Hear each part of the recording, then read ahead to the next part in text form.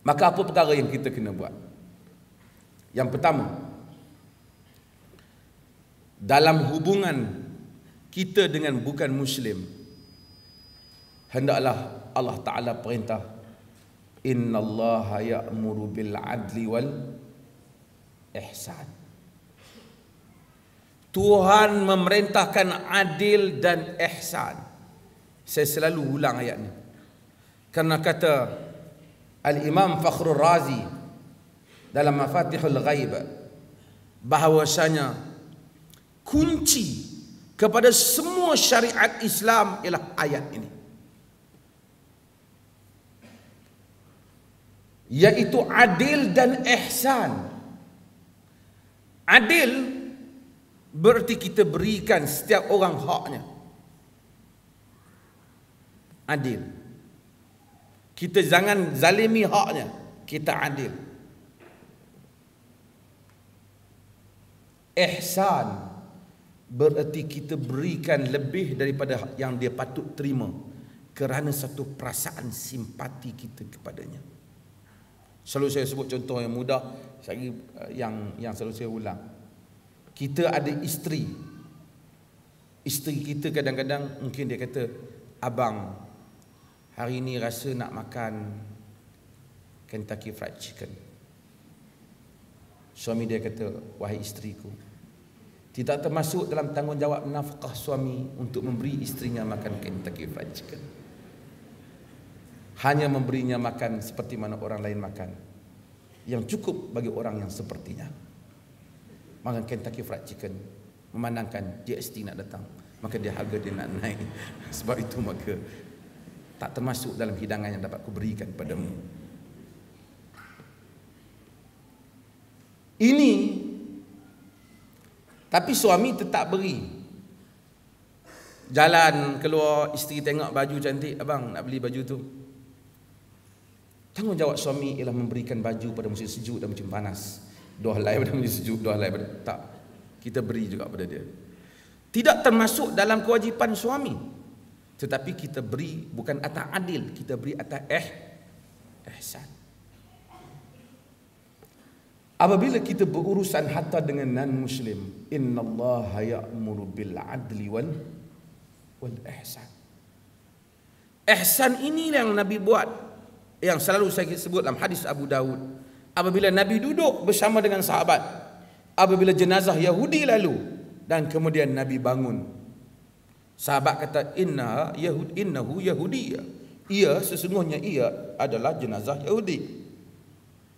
Nabi kata, alaysat nafsan, tidakkah dia juga nyawa? Nabi bangun bukan mengiktiraf agamanya, tetapi mengiktiraf keinsanannya. Kalau Nabi tak bangun dan Nabi duduk, tidak ada siapa boleh mempertikaikan dan tidak boleh dimasukkan dalam bab tidak adil. Tapi bangun sebagai tanda ihsan. Sebagai tanda ihsan. Maka nilai hubungan inilah yang telah memberikan banyak makna kepada hubungan antara Islam dan bukan Muslim.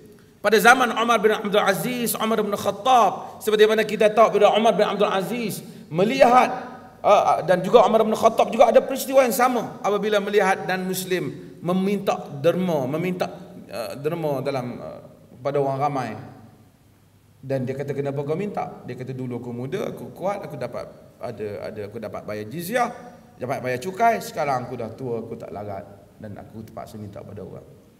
Dan Umar kata, ini bukan sesuatu yang insaf jika kita mengambil wangnya semasa ia muda dan kita membiarkan ia apabila dia tua. Maka hendaklah Baitul Mal memberikan wang kepadanya sehingga dia mati. Kita Baitul Mal tak ada. Baitul Mal orang Islam je. Pasal apa? Pasal bunyinya Arab.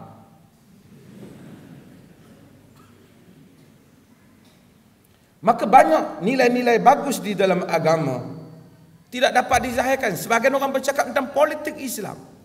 50 tahun lebih negara ini merdeka, dengan, saya selalu ulang, dengan segala macam institusi-institusi agama, kita gagal untuk memberikan kepahaman kepada bukan Muslim bahawasanya Islam adalah agama yang baik. Siapa yang tengok berita 2 bulan lepas di UK, berita tentang kemungkinan Islam akan menjadi agama yang terbesar di UK. Karena dia berkembang begitu pantas. Dia tidak ada semua jabatan-jabatan agama dan tidak ada semua jabatan mufti. Malaysia adalah the best country, satu-satunya negara yang mempunyai 14 mufti bagi sebuah negara. Arab Saudi ada 1, Mesir ada 1, kita ada 14. We are the best, always the best.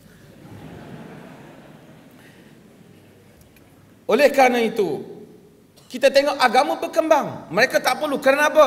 Mereka tidak ada kuasa politik, tetapi mereka ada ihsan yang menyebabkan orang nak kepada agama.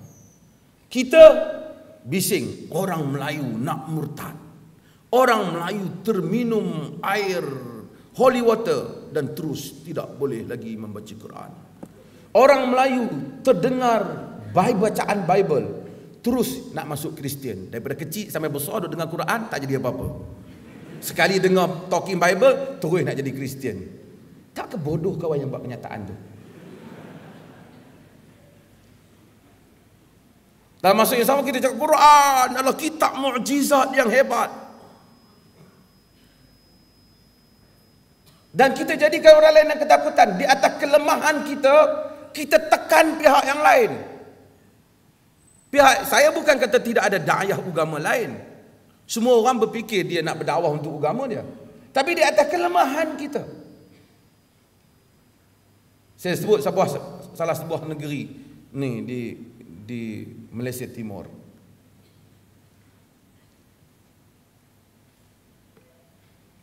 Seorang pendakwah 2-3 hari lepas dia cerita saya. Nak bawa sebagian ustaz nak mengajar Al-Quran, dia baca Quran kepada orang Islam, punyalah susah. Nak minta tauliah kelulusan ni banyak peringkat, tak dapat. Nak ajar tajwid je. Tapi agama lain tak ada masalah. Mereka masuk, tak minta tauliah apa, terus mereka dakwah, tunjuk perangai yang baik, dan orang suka. Saya bukan kata Kristian itu semuanya buruk, tapi saya kata Islam banyak benda yang baik. So, ini adalah satu masalah yang kita patut ingat. Hubungan kita dengan bukan agama lain patut berlaku dalam nada ihsan, adil dan ihsan.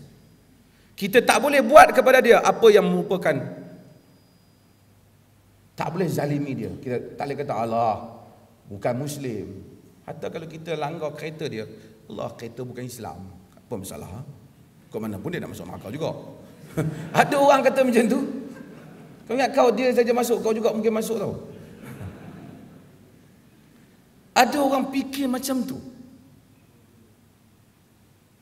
Allah menyuruh adil. Sebab itu dalam hadis yang diriwayatkan oleh Imam Ahmad, Nabi SAW sebut tentang doa orang yang kena zalim.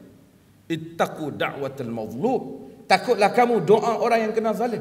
Karena fa innahu laisa bainahu wa bainallahi hijab. Kerana tak ada antara dia dengan Allah hijab. Dan sebahagian riwayat Nabi kata wa in kana fajiran fa fujuruhu ala nafsi wa in kana kafiran fa kufruhu ala nafsi.